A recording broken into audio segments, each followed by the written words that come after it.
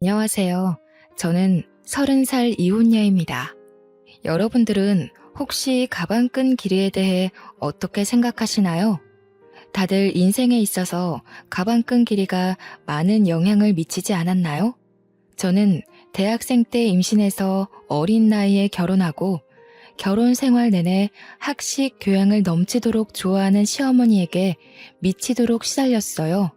하지만 인생사 세옹지마라 할까요? 사랑하는 아이가 있었기에 저는 다시 일어설 수 있었답니다. 결혼에는 한 번 실패했지만 인생에는 실패하지 않은 제 이야기를 꼭 들려드리고 싶습니다. 제가 대학교 1학년 때 2년 선배였던 남편을 만났어요. 남편은 듬직하고 자상하고 유머 감각도 있어서 후배들에게 인기가 많았고 저는 짝사랑하는 처지였어요. 남편이 제 첫사랑이었죠. 그냥 아는 사이로만 지내면서 고백도 못하고 눈치만 살피고 있었어요. 당시 저희 집은 2층 집에 살면서 1층에는 작은 식당을 하고 있었어요. 부자는 아니었지만 동네에서 그래도 입소문이 나 있었어요. 사람들이 저희 부모님을 법 없이도 살 사람들이라 부르곤 했죠. 부모님이 서로 존댓말을 쓰실 정도로 사이가 좋고 외동딸인 저를 끔찍이 아껴주며 키우셨어요. 저희 부모님이 뭐든 다 들어주는 부모는 아니었지만 저한테 필요하거나 제가 꼭 하고 싶다는 건 어떻게든 해주시는 분들이셨습니다. 어릴 적부터 크게 과외를 받거나 하지 않아도 성적이 좋았고 운동이든 뭐든 다 잘했어요. 승부욕이 있는 편이었는데 이상하게 물러터진 데가 있어서 친구들한테 뒤통수를 맞을 때가 있었어요. 저희 아빠를 닮은 거였어요. 저희 아빠는 예전부터 사람이 무르다는 소리를 종종 들었는데 저도 아빠의 그런 성격을 물려받아서 싫은 소리를 잘 못했어요. 그러다 결국 아빠가 친구한테 빚보증을 잘못 써서 우리 집과 식당 건물이 통째로 넘어가 버리고 말았습니다. 평생에 걸쳐서 마련한 재산을 홀랑 날려버린 거였어요. 저희 가족은 하루아침에 길바닥에 낳는 신세가 됐습니다. 빚 도촉장들로 가득 찬 지하방에서 나와 학교로 가는 심정은 처참했어요. 엄마는 남의 집 일을 하며 마음고생을 하느라 하루가 다르게 얼굴이 상하고 손이 거칠어지는 게 보일 정도였고 아빠는 집에 잘 들어오질 않아 만날 수도 없었습니다. 여태껏 열심히 살아온 두 분이 스스로에 대한 믿음을 잃고 모든 걸 포기할까봐 그게 제일 무서웠던 것 같아요. 친구들은 축제다 뭐다 밝고 행복하기만 한데 제 주위에만 회색 구름이 짙게 드리워 있는 것 같았어요. 수업에도 집중이 안 되고 내가 지금 뭘 하고 있는 건가, 뭘 해야 하는 건가 생각만 들더군요. 그러다가 어느 날은 학생회관 앞 자판기 앞에서 저도 모르게 쪼그리고 앉아서 무릎에 얼굴을 묻고 있었어요. 그때 누가 제 이름을 부르더군요. 고개를 들어보니 제가 좋아하던 선배가 거기 있었어요. 여기서 뭐 하냐면서 저를 벤치로 데리고 가서 따뜻한 코코아를 뽑아줬어요. 그리고 제 얘기를 들어줬습니다. 그때까지 누구한테도 힘든 내색을 하지 못했던 저는 쏟아내는 슬픔과 걱정, 억울함, 불안한 미래에 대한 막막함 같은 것들을 털어놨어요. 선배는 제 얘기를 가만히 들어주고 제 등을 토닥여주더라고요. 그날 마셨던 코코아 맛이 오래도록 생각날 정도로 그날은 제 인생에서 가장 따뜻한 날 중 하나였어요. 그날부터 선배는 제가 밥을 먹었는지 또 혼자 축 처져 있진 않은지 저를 살피고 살뜰하게 챙겨주기 시작했습니다. 또 사주고 과제도 챙길 수 있게 물어봐주고 과 모임에서 소외되지 않게 꼭 저를 챙겼어요. 나중에 보니까 남편은 그렇게 누가 됐든지 간에 다른 사람이 힘들어하는 걸 그냥 지나치지 못하는 성격이었더라고요. 이럴 때일수록 더 열심히 먹고 열심히 놀고 열심히 공부해야 하는 거야. 알겠지? 저는 남편이 그럴 때마다 고맙다는 말도 제대로 못하고 괜한 입술만 달싹이곤 했어요. 과 모임에서 술을 많이 마신 날 저를 집 앞까지 데려다준 선배의 팔을 붙잡으며 가지 말라고 했어요. 선배랑 떨어지기 싫다고요. 결국 우린 연인이 됐습니다. 저는 선배 없이는 하루도 살 수 없는 사람이 되고 말았어요. 뭐든 선배가 챙겨주다 보니 선배가 없으면 사는 게 사는 것 같지 않을 정도였어요.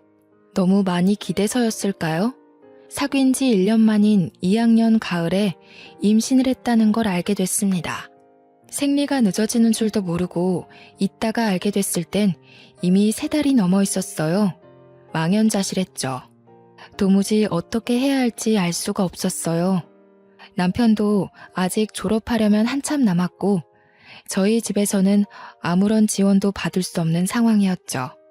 저는 어쩔 수 없이 학교를 쉬어야 했지만 남편이라도 하루라도 빨리 취직할 수 있게 준비하는 게 낫다고 판단했어요. 저희는 부랴부랴 혼인신고만 하고 결혼식은 조촐한 식사로 대신한 다음 시댁으로 들어갔어요. 당시 시댁은 24시간 국밥집을 하고 있었어요. 시댁은 처음부터 저를 안 좋아했어요. 특히 시어머니는 면전에 대고 막말을 하는데 보통 독한 사람이 아니더군요. 첫날부터 단단히 잘못 걸렸다는 촉이 오고 머릿속에 비상벨이 왱왱 울리는 느낌이었습니다. 하지만 어쩌겠습니까? 이미 아이가 생겨버렸는데요. 결혼을 해버렸는데요. 시어머니는 대놓고 저에게 우리 아들은 대기업에 들어가 앞길이 탄탄대로일 텐데 너 때문에 내 금쪽 같은 아들 발목이 잡혔다라고 했어요. 제가 공부를 못 마친 걸 가방끈이 짧다고 표현하며 툭하면 구박하기가 일쑤였죠. 학식 있고 교양 있는 것에 대한 로망이 있는지 툭하면 자기네 집안은 훨씬 더 좋은 집안의 교양 있는 며느리를 얻을 수 있었다고 했어요. 제가 없는 데서도 툭하면 제 흉을 봤어요. 시아버지나 친척들에게 베어먹지도 못한 애가 우리 집안에 맨몸으로 오다니 이게 무슨 날벼락이냐고 하소연하는 걸 여러 번 들었죠. 저는 아들을 낳자마자 산후조리도 제대로 못하고 시부모네 식당을 도와줘야 했어요. 식충 취급하는 소리가 벽을 뚫고 들어오는 것 같아서 도저히 가만히 있을 수가 없었죠. 핏덩이 같은 아기를 업고 식당에서 밤늦게까지 일을 했어요. 집에 들어가면 또 집안일을 해야 했는데 너무 바쁘고 눈치가 보이니까 그게 너무하다는 생각도 못하고 살았어요. 시어머니는 제가 힘들어서 조금이라도 쉬려고 하면 네가 무슨 큰일을 한다고 힘들다고 야단이냐면서 야단법석을 떨며 면박을 줬어요. 집에 들어왔으면 시아버지 잠자리도 봐드리고 집안일을 챙겨야지. 어디 새파랗게 젊은 것이 집에 들어오자마자 방 안에 틀어박혀? 못 배워먹은 티 내는 거냐? 가방끈이 짧으면 노력이라도 하라고 했지. 어머니, 저 하루 종일 일하고 오늘 지훈이 아파서 병원에 뛰어갔다 왔잖아요. 저도 지금 열이 나고 몸에 기운이 하나도 없어요. 조금만 누워있다 할게요. 으이그, 그러게. 저렇게 복 없이 생긴 애들은 꼭 생긴 대로 논다니까. 그러게, 저렇게 복 없는 애가 우리 아들 발목을 잡게 내버려뒀으니 원. 손주 새끼 봐서 참지. 애미라고 있는 게 없는 집에서 못 배워먹어 교양 없는 티를 팍팍 내니 애까지 닮을까봐 걱정이다. 걱정. 처음에는 시어머니에게 대들지는 못하고 남편에게 하소연했어요. 그런데 결혼 전에는 그렇게 저를 끔찍이 아껴주던 남편은 네가 시어머니에게 맞춰야 한다면서 하나도 힘이 되어주지 않았어요. 어머니는 왜 자꾸 나한테 가방끈이 짧다고 하시는 거야? 내가 무슨 가방끈이 짧아. 나 우리 학교도 수석으로 입학했고 내내 꽈탑 놓치지 않을 정도로 공부 잘했는데 나이 드신 분들이 다 그렇지 뭐. 그냥 하는 말씀이니까 너무 귀담아 듣지 마. 어머니가 예전부터 나를 좋은 집안에 장가 보내고 싶어 해서 그래. 어릴 때부터 노래를 불렀다고. 우리 결혼할 때 너네 집에서 아무 지원도 못 받은 건 사실이잖아. 조금만 참으면 어머니도 다 이해하실 거야. 처음부터 끝까지 참고만 있잖아. 언제까지 저렇게 막말하시는 걸 참아야 해? 우리 어머니 그렇게 나쁜 분 아니야. 두 아들 키우느라고 얼마나 애를 쓰셨는데. 네가 우리 집에 들어와서 그거 하나 이해 못해줘? 가진 거 없이 결혼한 우리 탓이라고 생각해야지 뭐. 애를 나 혼자 만든 건 아니고 내가 학교도 못 마치고 결혼한 게 내 탓만은 아니잖아. 아기 가지고 결혼한 게 무슨 죽을 죄 지은 것도 아닌데 어머니는 무슨 나를 죄인 취급하시려는 것 같아. 아, 그러니까 조금만 참아보라니까. 예전에는 그렇게 따지는 성격 아니었잖아. 어른들 하시는 말에 왜 그렇게 말이 많아? 나 취직 준비하느라 스트레스 많이 받는 거 몰라? 취직 준비한다고 늦게 들어와서 식당 일도 안 도와주고 애도 하나도 안 보잖아.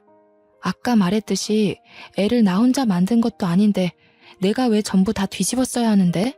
뒤집어 씌운다니 무슨 말을 그렇게 해? 얘가 진짜 갈수록 말 조심해. 내가 나 혼자 편하자고 이 고생하는 거야? 다 너랑 우리 지훈이 데리고 잘 살아보려 그러는 거잖아. 안 그래도 힘든데 왜 너까지 찡찡거려? 취업 준비 때문에 힘들어 죽겠는데 여기서 뭘 어떻게 하라는 거야? 그래도 그때까지는 남편을 사랑했기 때문에 어떻게든 이해해보려고 했어요. 자기 어머니를 끔찍이 생각하는 효자라서 고생하는 어머니 심기를 거스르지 않으려 한다고 알아서 남편을 헤아려주고 노력했죠. 생각해보면 정말 바보 같은 짓이었어요. 나중에 알고 보니까 제 힘든 건 귓등으로 듣던 남편은 취업 스터디 모임에서 여기저기 온갖 오지랖을 부리고 있었더라고요. 힘든 애들 고민 상담해준답시고 돌아다니고 발벗고 뛰어다니며 해결사 노릇을 하고 있었죠. 저는 과 친구들과 연락이 다 끊겨서 몰랐다가 나중에야 그 사실을 알게 됐어요. 그래도 밖에서 이 사람 저 사람 비위 맞춰주고 다닌 보람이 있었는지 남편은 진짜로 대기업에 취직을 했어요. 제 동기들이 취직 준비를 하고 좋은 데 취직하는 동안 저는 뒤처지는 느낌을 받곤 했어요.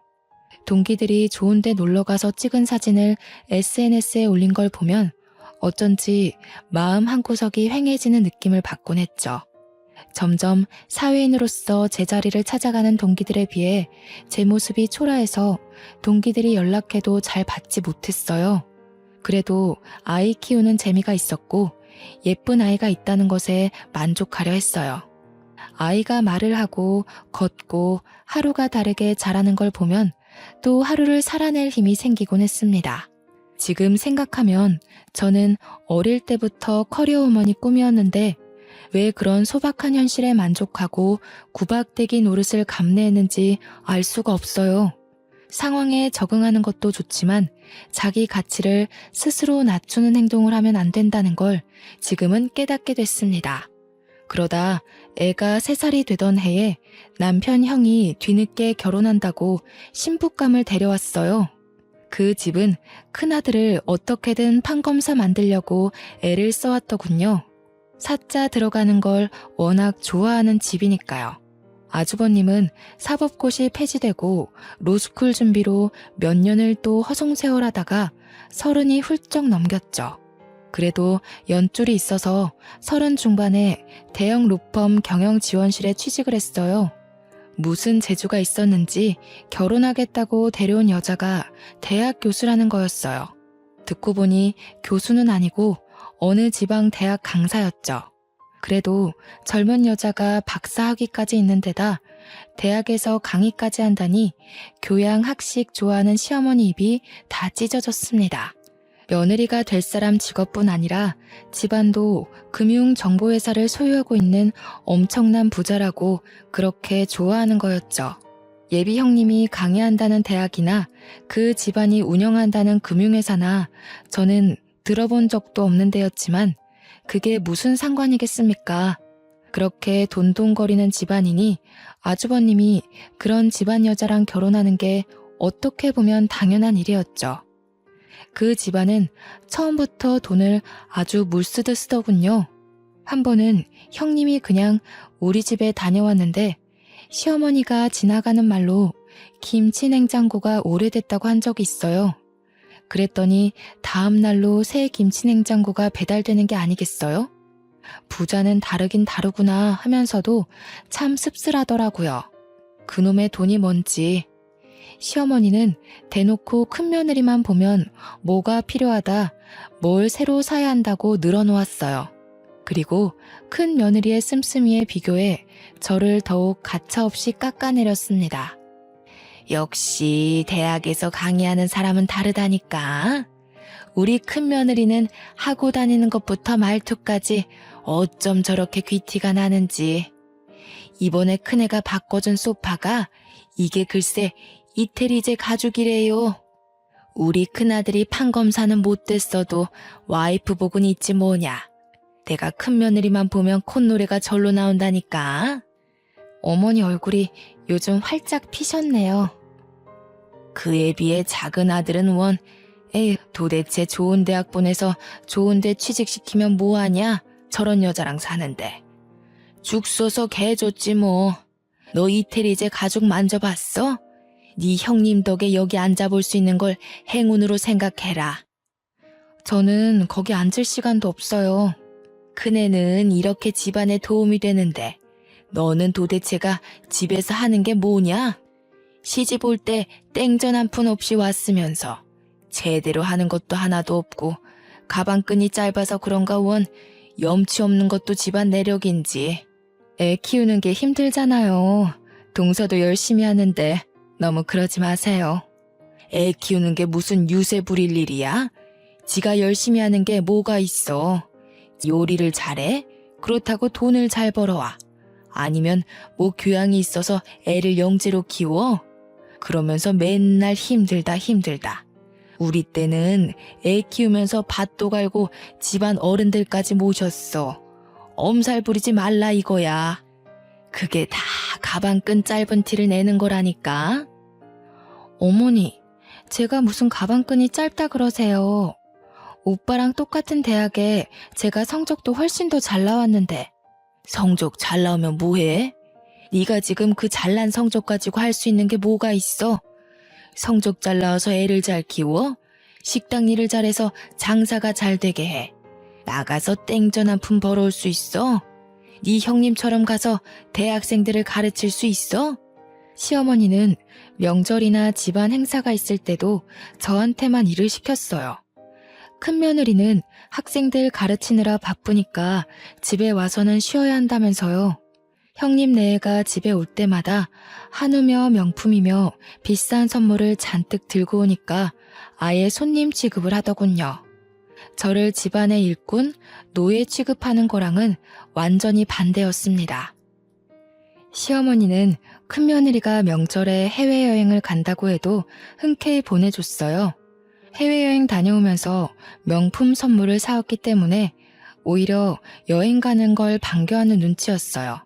하루 종일 식당에서 일하면서 애까지 보느라 음식 냄새 배고 김치 국물 묻은 옷을 입고 다니는 제 모습에 비해 형님은 명품으로 휘감고 다녔죠.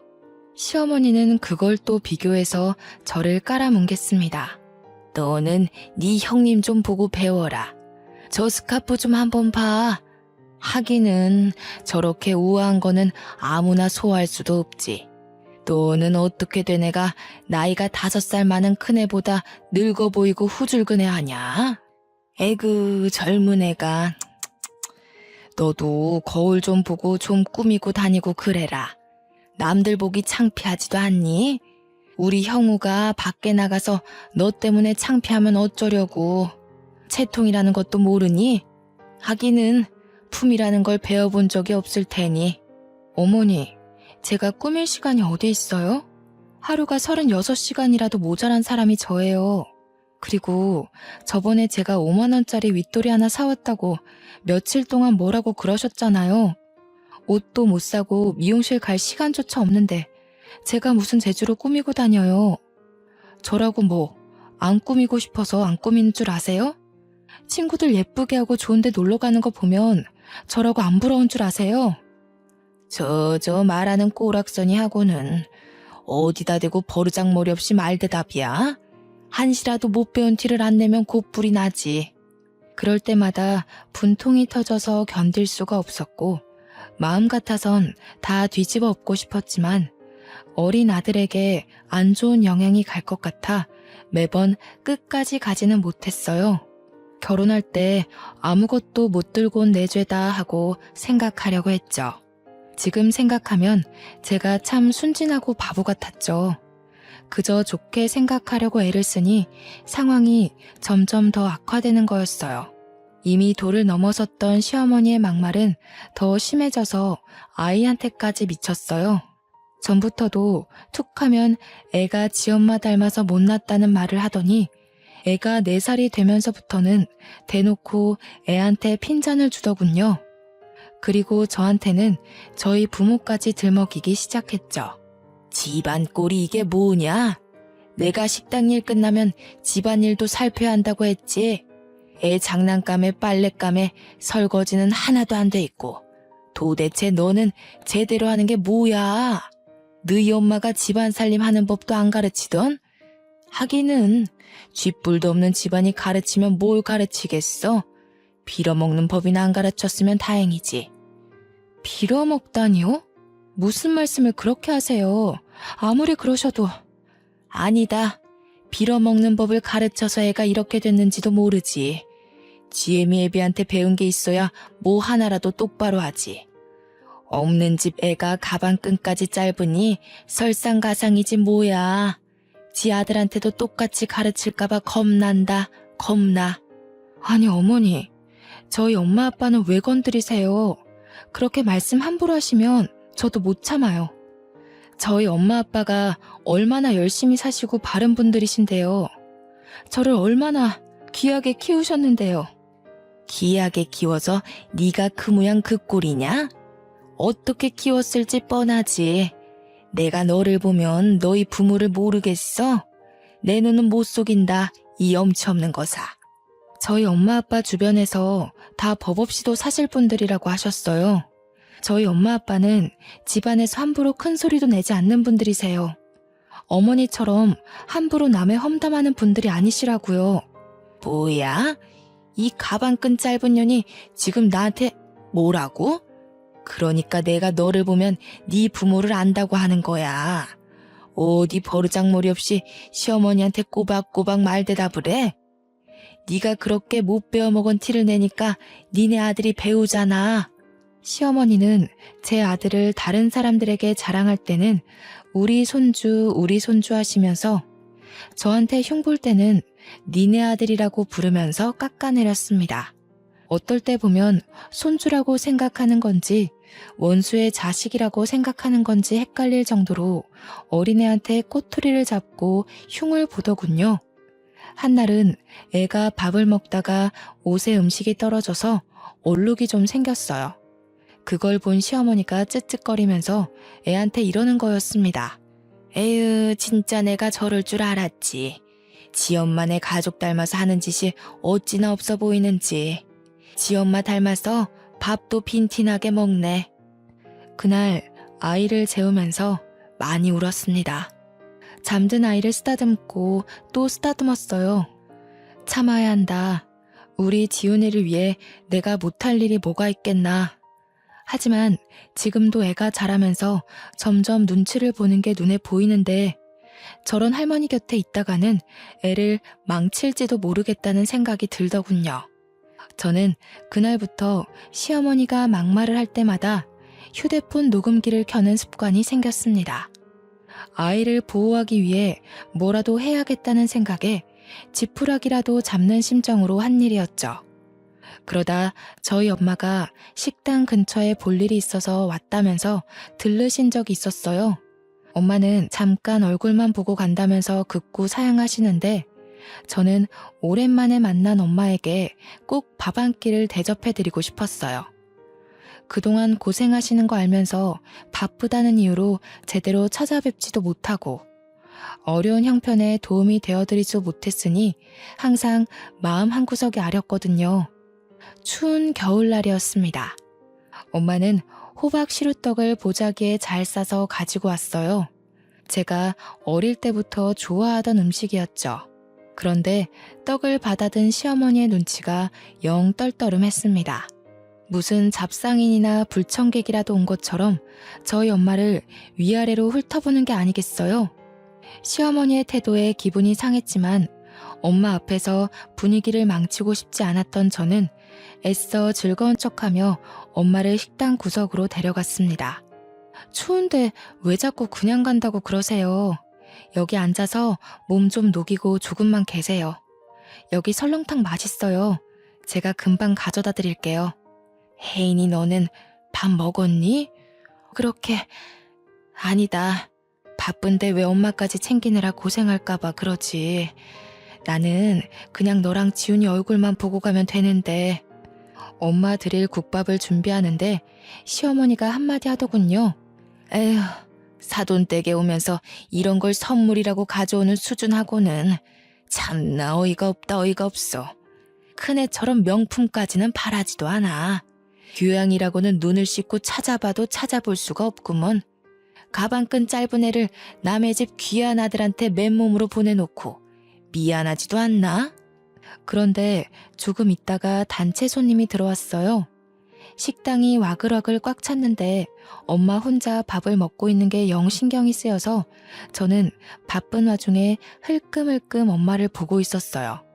그때 시어머니가 엄마가 앉아있는 자리 바로 옆 테이블 위에 행주를 철푸덕 소리가 나게 던지더군요. 탁탁 소리가 나게 수저통도 닦고 의자도 정리하며 밥 먹는 엄마가 눈치를 보게 했습니다. 손님들이 더 올 텐데 자리가 없어서 어떡하냐면서 말이죠. 그러더니 카운터 쪽으로 오면서 이러는 거였습니다. 아휴, 못 배운 집안이라 그런가 밥 먹는 것도 눈치코치 없이 먹네. 피꺼소시란 말 아시죠? 아무 말도 못하고 시어머니 하는 양을 겪는 줄로 보던 저는 말 그대로 피가 거꾸로 솟는 걸 느꼈습니다. 혹시 엄마가 들었을까봐 조마조마하면서 엄마 쪽을 쳐다봤어요. 다행히 엄마는 못 들었는지 아무렇지 않은 표정으로 밥을 마저 다 드시더라고요. 그날 저녁 빨래를 개고 있는데 시어머니가 안방에서 시아버지게 하는 말이 들렸습니다. 우리 엄마 흉을 보더군요. 큰 며느리네는 좋은 식당을 예약해서 대접하는데 안 그래도 딸을 빈손으로 보낸 주제에 코딱지만한 식당에 와서 꾸역꾸역 밥을 먹고 있다면서요. 저는 개고 있던 수건을 그대로 팽개치고 방으로 들어왔습니다. 하루 종일 뼈 빠지게 일해서 돈 벌어주는데 엄마에게 밥 한 끼를 대접해드리는 것도 눈치를 봐야 한다는 사실에 저는 이성의 끈을 놓치고 말았습니다. 그리고 밤늦게 돼서야 집에 들어온 남편에게 오늘 있었던 일을 말하면서 따졌습니다. 나를 무시하는 것까지 그렇다 치려 했지만 지훈이랑 우리 엄마 아빠한테까지 함부로 굴고 막말하는 건 못 참아. 이제 더는 못 참는다고. 내가 이 집 노예야? 솔직히 나 없으면 식당 운영할 수나 있어? 하루 종일 일하고 애까지 보는데 내가 우리 엄마한테 밥 한 끼 못 대접해줘? 내가 너네 엄마 밥 주지 말라 그랬어? 하루 종일 일하고 온 사람한테 생 난리를 치네. 왜 별것도 아닌 것 가지고 난리를 치고 그래? 엄마 들으면 어쩌려고? 뭐라고? 지금 그걸 말이라고 하는 거야? 나는 어떻게든 오빠 맘 편하게 해주려고 지훈이 잘 키워보려고 꾸역꾸역 다 참아왔는데 어떻게 오빠가 나한테 이럴 수가 있어. 맨날 늦게 들어오고 일 때문이라고. 나는 일주일에 외출 한 번 못하는데 혼자 밖에서 놀러 다니니까 좋아? 목소리 낮추라고 했지. 얘가 진짜 점점 왜 이래? 너 예전엔 안 이랬잖아. 왜 이렇게 변했니? 진짜 무섭다 무서워. 아니, 아직 안 변했어. 진짜 무서운 게 뭔지 보여줘? 그때 밖에서 듣고 있던 시어머니가 들어와서 제 뺨을 때리더군요. 무슨 일인지 상황 파악을 못해 멍하고 있는 저에게 시어머니는 어디서 큰 소리를 내냐, 못 베어먹은 티를 낸다면서 소리를 질렀어요. 그리고 머리채까지 잡아당겼습니다. 저는 저도 모르게 시어머니 머리끄덩이를 같이 잡아당겼어요. 제가 무슨 일을 하고 있는지조차 모를 정도로 화가 나 있었어요. 그날 밤을 뜬 눈으로 지새운 저는 아침 일찍 짐을 챙겨 그 집에서 나왔습니다. 아들에게 한마디도 못하고 나오는 것이 걸렸지만 아들 얼굴을 보면 도저히 발이 떨어지지 않을 것 같았어요. 그 길로 저는 신림동 고시촌으로 들어갔습니다. 엄마 아빠가 보고 싶었지만 친정에 가면 두 분이 슬퍼하실까봐 도저히 갈 수가 없었어요. 고시원을 얻어 짐을 풀고 대학 때부터 고민만 하다 제대로 시작하지 못한 행정고시 공부하기 시작했어요. 아이를 낳은 뒤에도 미련을 못 버리고 있었기에 일사천리로 준비해 공부에 돌입할 수 있었습니다. 남들은 학생 때부터 죽어라 해도 어려운 공부를 몇 년 공백 끝에 시작하는 건 결코 쉽지 않은 일이었어요. 하지만 분노로 눈이 돌아버린 상태였기에 오히려 다른 거에 신경 안 쓰고 공부에 집중이 잘 되더라고요. 그때가 저희 부모님이 어렵게 빚을 갚고 돈을 모아 신림동에서 작은 식당을 다시 열었을 때였어요. 식당이라고 하기도 뭐할 만큼 허름한 곳이었지만 두 분이 다시 힘내서 마련한 자리였죠. 한날은 제가 모의시험 점수가 영 안 나와서 실망한 마음에 걸어 다니다가 저도 모르게 엄마 아빠 식당 쪽으로 걸어갔어요. 그전에는 혹시 눈에 뜨일까봐 그쪽으로는 가지도 않았거든요. 가게에 들어서자마자 엄마가 제 얼굴을 보시더니 저를 안고 막 우셨습니다. 저는 깜짝 놀랐어요. 엄마가 하는 말이 엄마 아빠가 못나서 네가 공부도 제대로 못 마치고 시댁에서 구박받고 산다는 거였어요. 저는 아니라고, 내가 악이 가져서 그런 거라고, 내가 실수해서 그런 건데 왜 엄마가 미안해하냐면서 엄마랑 붙잡고 같이 울었어요. 그리고 그 집에서 나와 다시 공부 시작했다고 엄마에게 털어놨죠. 엄마는 깜짝 놀라더라고요. 그래도 그 집으로 다시 들어가라는 말은 절대 안 하셔요. 그날 저녁 고시원에 들어왔는데 아빠로부터 문자가 와 있었어요. 아빠가 미안한 게 참 많다고, 네 공부는 무슨 수를 써서라도 지원해 줄 테니까 아무 걱정하지 말고 공부에만 집중하라는 거였죠. 눈물이 핑 돌았어요. 열심히 사시다 그런 건데 엄마 아빠는 뭐가 그렇게 자꾸 미안하다고 그러시는 건지. 그리고 그런 생각이 들더라고요. 나도 열심히 하다가 그런 뿐이니까 나도 나를 탓하지 말자고요. 그리고 저는 무섭게 공부했습니다. 같이 공부한 애들이 뭐 먹으러 가자고 해도 저는 그 시간에 한 자라도 더 보려고 끼니를 대부분 김밥으로 때웠어요. 고시생들도 스트레스 푼다고 스터디원들끼리 술도 마시고 저희들끼리 친목도 다지고 그러거든요. 저는 도저히 그렇게 여유를 부릴 수가 없었어요. 집에서 절 찾고 있을 아들을 생각하면 1분 1초도 허투루 쓸 수가 없었죠. 집 나온 지 한 달쯤 지났을 때 남편에게 전화해서 아들을 보러 가겠다고 했어요. 그때까지 전화고 문자고 다 무시하다가 연락을 하니까 남편이 왜 집에 안 오냐며 생 난리를 치더군요. 저는 밖에서 아이를 만나 피자를 사주면서 엄마가 지금 사정이 있어서 너랑 같이 살 수가 없다고 조곤조곤 말해줬어요. 아들은 저를 보자 눈물을 흘리더라고요. 그 어린 것이 소리도 못 내고 우는데 얼마나 가슴이 아프던지요. 지훈아, 엄마가 미안해. 정말 미안해. 엄마가 정말 열심히 해서 꼭 성공해서 지훈이 데리러 올게. 알았지? 약속. 이해하기 힘들었을 텐데 착한 아들은 그래도 고개를 끄덕여줬습니다. 그 뒤로 2주에 한 번씩 주말에만 아들을 만났어요. 시어머니는 주기적으로 저에게 전화해서 애 버리고 나간 년이 무슨 염치로 애를 만나냐면서 소리를 질렀어요. 애가 너 닮아서 못 배운 티 나는 집만 골라서 한다느니, 애가 보면 볼수록 덜 떨어졌느니 하면서 아이 욕도 하고요. 애한테까지 인신공격하는 시어머니의 말을 저는 모조리 녹음해뒀습니다. 시어머니한테 구박받고 있을 아이를 생각하면 당장이라도 그 집에서 빼오고 싶었지만 지금으로선 내가 성공하는 것밖에는 방법이 없다는 걸 인정해야 했습니다. 정말 죽었다 생각하고 공부한 것 같아요. 그렇게 공부한 지 2년째 되던 해 결국 행정고시 재경직에 합격했습니다. 주변에서도 그렇게 빨리 합격하는 사람 처음 봤다면서 깜짝 놀라더군요. 공부를 늦게 시작했어도 빨리 합격했기 때문에 공무원으로 그렇게까지 늦은 나이가 아니었죠. 좋은 일이 하나 더 있었어요. 제가 공부한 지 1년쯤 지났을 때 아빠가 보증을 서줬던 친구가 돌아왔어요. 아빠의 절친이었던 그분은 자기를 늘 미안했다면서 사과를 하셨어요.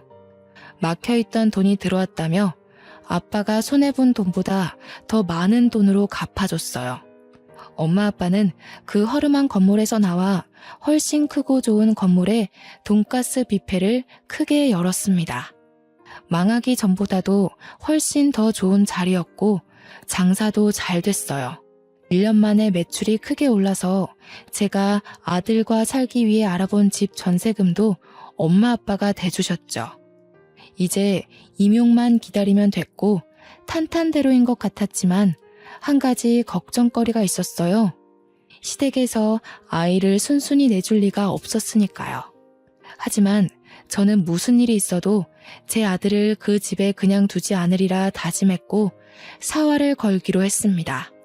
처음에는 남편을 만나 좋게 이야기를 풀어보려고 했습니다. 그런데 남편은 애 이야기는 안 하고 자꾸 딴소리만 하는 거였어요.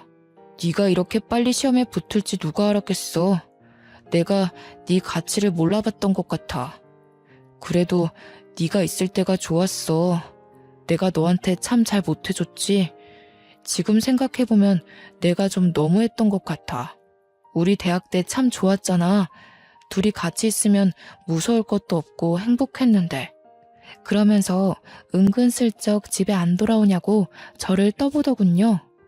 내가 미쳤다고 그 집에 들어가냐는 말을 삼키고 저는 남편을 따라 시댁으로 갔습니다.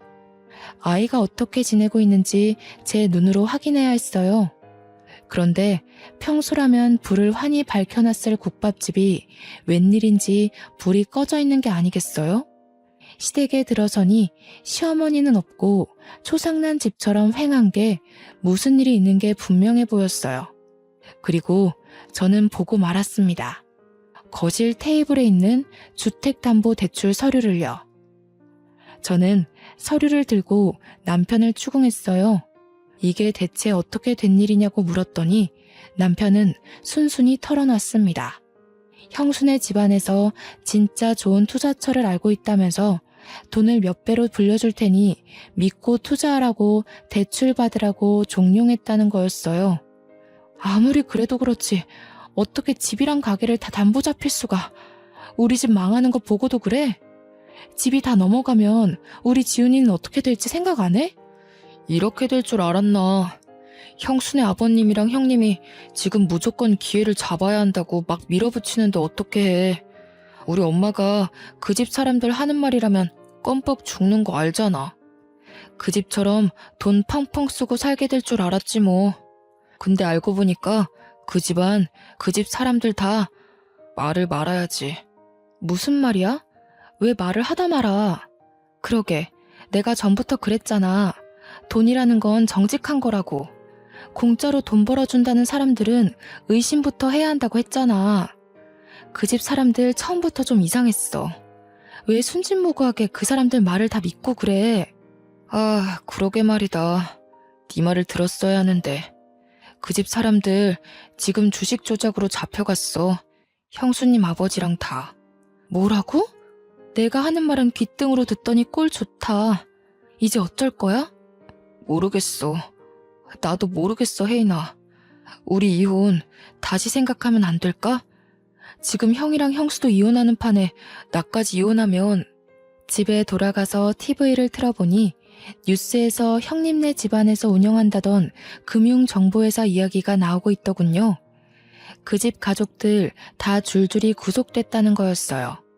그때가 또 한창 모 연예인의 박사학위 논문 표절 사건으로 떠들썩할 때였어요. 그런데 전문대 강사도 박사학위 논문 표절이라는 제목의 뉴스에 나오는 실루엣과 대학 이름이 어디서 많이 보던 거였어요. 저는 형님이 강의한다던 학교 홈페이지에 들어가 봤습니다. 거기엔 디자인과 땡땡땡 강사 박사학위 취소건에 대해 사과드립니다. 라는 제목의 게시물이 맨 위에 올라와 있었죠. 형님의 박사학위 논문이 표절률 85%로 취소된 거였죠. 학위 논문뿐 아니라 석사 논문까지 표절한 거였더군요. 시댁이 그렇게 좋아하던 교양과 학식, 그리고 돈까지 모두 사기였던 것입니다. 저는 더욱이 빨리 아이를 데려와야 한다는 생각에 마음이 급해졌습니다. 얼마 뒤 소송 준비가 끝났을 때 시어머니가 저희 엄마 아빠 식당에 찾아왔습니다. 무슨 바람이 불었는지 사기꾼 며느리한테서 받은 명품 스카프를 두르고 와서는 가게를 구석구석 살피더군요. 제법이구만. 못 배운 집이 가게 좀 크게 내봤자지. 어디 밥이나 좀 내와봐라. 얼마나 잘하는지 보자. 저는 시어머니란 인간은 꼴도 보기 싫고 말도 섞기 싫었었지만 아이 문제를 해결해야 했기에 침착하게 대꾸했어요. 여기는 밥을 갖다 드리는 데가 아니라 직접 떠서 드시는 데예요. 조금 있다 올 테니 식사하고 계세요. 군뱅이도 구르는 재주가 있다더니 쟤까지 께 그래도 용 빼는 재주가 있었나 보지? 행정고시인지 뭔지 그거 합격하면 월급이 얼마나 되는지는 모르지만 말이다. 잘난 체 하지 말라 이거야. 애새끼 버리고 간 년이 잘 되면 얼마나 잘 되겠냐만. 내가 지훈이를 봐서라도 이제라도 용서를 빌면 용서해주마. 애한테는 그래도 엄마가 있어야지. 어머니한테 용서 빌릴 한 적 없어요. 이상한 소리 마시고 식사 안 하실 거면 나가세요. 저 말하는 꼬락서니 하고는 네가 그러니까 본데 없는 년이라는 거야. 니까짓게 시험 좀 붙었다고 근본이 달라지는 줄 알아? 좋은 말로 할 때 저는 시어머니 말을 무시하고 가버렸어요. 제가 변호사와 통화한 뒤 나가보니 홀이 난장판이 돼 있더군요. 시어머니가 밥을 안 떠준다면서 직원들에게 삿대질을 하고 머리채까지 잡은 거였어요. 정말 황당하기가 이를 데가 없었어요. 행패를 부리는 것도 정도가 있지. 시어머니는 그래도 분이 안 풀렸는지 고래고래 소리를 지르고 있었어요. 손님들은 물론 주방 직원들까지 나와서 미친 여자가 하는 꼴을 구경하고 있었죠. 아니, 어디서 서빙이나 하는 것들이. 밥을 가져오라면 가져올 것이지. 내가 너같이 천한 것들한테까지 무시당할 줄 알아? 당장 무릎 꿇고 사과해. 사과 안 해? 저는 주방으로 들어가 양동이에 물을 받아가지고 나왔습니다. 그때까지도 소리를 지르고 있는 시어머니에게 다가가 물을 냅다 뿌려버렸어요. 시어머니는 물에 빠진 생쥐꼴이 되어서도 악을 바락바락 쓰는데 진짜 악기가 따로 없더군요. 가방끈 짧은 년이 내 아들한테 들러붙을 때부터 알아봤어야 했어. 우리 집안 말아먹은 것까지 모자라서 나를 무시해? 어휴 분해. 내가 오늘 이 집안 아작 내버리지 그냥 갈 줄 알아? 교양 그렇게 좋아하시더니 사기꾼 집안한테 당하고도 아직도 정신 못 차리셨어요? 어디서 뺨 맞고 여기 와서 화풀이세요. 사과는 어머니가 저희 직원들한테 하셔야죠. 진짜 교양 없이 왜 이러세요? 그리고 제가 여태 알면서도 가만히 있었는데 가방끈 짧은 건 어머니 아니에요? 중학교 때 퇴학당해서 초졸이시라면서요. 학벌 콤플렉스 때문에 교양 하시는 걸 알겠는데 사기꾼은 조심하셔야죠. 뭐야? 인연이. 시어머니가 저한테 달려들어 머리채를 잡으려 할 때 저희 아빠가 중간에 끼어 시어머니를 밀쳐버렸어요. 이 여자가 진짜 미쳤나? 남의 집 귀한 딸한테 감히 뭐가 어쩌고 어째? 어디서 무식하게 남의 집 영업장에서 소리를 지르고 남의 귀한 식구들한테 행패를 부려? 우리는 직원들도 다 우리 식구들이야. 이러고도 무사할 줄 알아? 당장 꺼져. 꺼지지 못해? 영업방해로 손해본 거 다 청구할 줄 알아. 그리고는 경찰이 와서 시어머니를 끌어냈습니다. 저는 더 이상 시댁 식구들과 말로 해결하려 해서는 안 된다는 걸 깨달았어요. 바로 이혼 소송에 돌입했습니다. 얼마 뒤 대학 때 가장 친했던 과 동기에게 연락이 왔어요. 친구는 졸업 직후 유학을 갔다가 돌아와서 저에게 연락한 거였어요. 친구가 하는 말은 충격적이었습니다. 친구네 사촌 오빠가 제 남편과 같은 회사에 다녀서 들었는데 남편이 같은 부서 유부녀와 정분이 나서 회사에서 쫓겨났다는 거였어요. 그 여자 남편이 회사에 찾아와서 난동을 부리는 바람에 임원 회의까지 소집되고 결국 회사에서 권고사직 시키기로 했다는 거였습니다. 들어보니 남편은 또 고민 상담 해준답시고 그 여자와 가까워졌다는군요. 이렇게 오지랖을 넓게 쓰더니 결국 제 발등을 찍은 거였죠. 이제는 화도 안 나더라고요. 솔직히 속이 시원했습니다. 시어머니가 저를 그렇게 괴롭히고 하대해도 강 건너 불구경이더니 꼴 좋다는 생각만 들고요. 그 뒤로 어떻게 됐냐고요? 시간이 걸리기는 했지만 소송을 통해 양육권을 가져왔습니다. 남편이 직업이 없는 데다 시어머니가 애를 정서적으로 학대한 정황이 명확했기 때문에 어렵지 않게 양육권을 가져올 수 있었어요. 그 인간이 빈털털이라 양육비는 얼마 못 받았지만 제가 그 집 식당에서 하루 종일 일하며 재산 증식에 도움 준 것이 인정돼 위자료도 1억 가까이 받게 됐어요. 시댁이 돈을 잃은 건 제 탓이 아니니까요. 시댁 식구들은 남편은 물론 시아버지까지 저에게 전화해서 회유도 하고 화도 내며 돌아오라고 매달렸습니다. 제가 미쳤습니까? 콧방귀도 끼지 않았죠. 고생 끝에 낙이 온다는 게 이런 걸까요? 이제는 아들과 함께 알콩달콩 행복할 일만 남은 것 같습니다.